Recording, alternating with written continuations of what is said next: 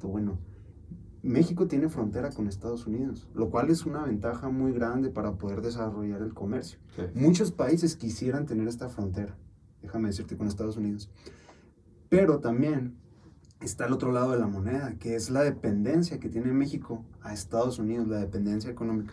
Hay una frase muy común que se dice aquí donde vivimos nosotros, que si a Estados Unidos le da un resfriado, a México le da una neumonía. Y es que realmente nosotros dependemos de lo que sucede en Estados Unidos. Si al dólar le va mal, al peso le termina yendo mal, ¿sí? Sí. Siendo esto no al revés, porque quien depende de Estados Unidos es México. Aunque Estados Unidos también depende de la economía de México, la moneda de Estados Unidos es más fuerte. Es un tema para analizar. ¿Por qué México depende tanto de Estados Unidos? ¿Beneficia o afecta? No, pues sin duda creo que afecta la dependencia tan grande que hay de Estados Unidos.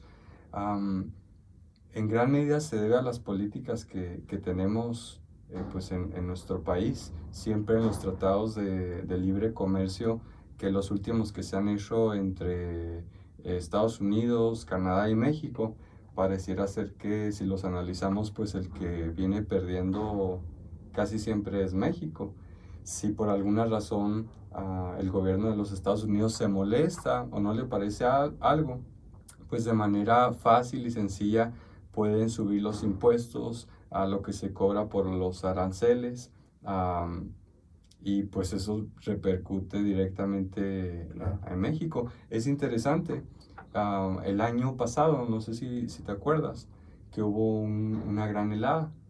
Bueno, hubo una temporada en donde el frío afectó mucho y de la nada Texas, el estado de Texas decidió simplemente pues cerrar, por decirlo de alguna manera, la llave del gas para que nada más ellos lo consumieran, y gran parte de México, del norte de México, se vio afectado porque el gas que viene de allá de Texas, simplemente en un momento lo decidieron que ya no nos iban a vender.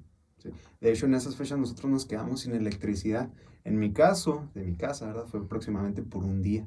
Estuvo un poco feo, tuvimos que comprar velas, etcétera. Pero sí, es interesante. Y es que sí, realmente Estados Unidos tiene un gran poder en comparación con México, y lo que a ellos les convenga, pues van a terminar haciendo. Aunque la verdad es que yo pienso que México pudiera ser una potencia independientemente de esto. O sea, tal vez sea conformista echarle la culpa, ¿no? Directamente a otro país por nuestra situación actual. No sé qué opinas tú. Sí, pues pienso que es bueno mencionarlo, de que sí es un gran factor que nos ha afectado durante a lo largo de la historia lo que Estados Unidos hace o deje de hacer, pero es bueno que se empiece a hablar de esto. Somos jóvenes los dos, pero yo no recuerdo mucho acerca de temas hablados en donde se hable de esto, específicamente de la dependencia que existe con Estados Unidos.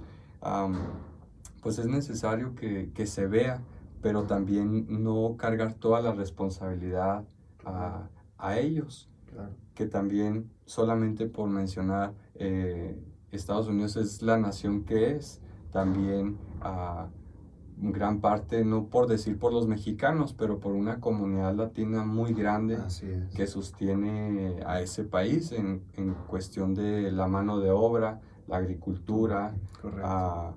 Entonces, también ellos dependen mucho de nosotros. Así es. Y aunque muchas veces no lo quieren ver, pero pienso que sí es sabido en los altos puestos de gobierno esta situación. Es por eso que, por ejemplo, cuando Donald Trump estuvo a cargo de la presidencia de Estados Unidos, se pensaba que iban a haber políticas migratorias muy estrictas en cuanto a la materia de entrar al país, etcétera, etcétera. Y realmente sigue habiendo muchos mexicanos, latinos, indocumentados en Estados Unidos, porque estos son los que trabajan, son los que laboran allá, los que trabajan en el campo, los que desarrollan la agricultura.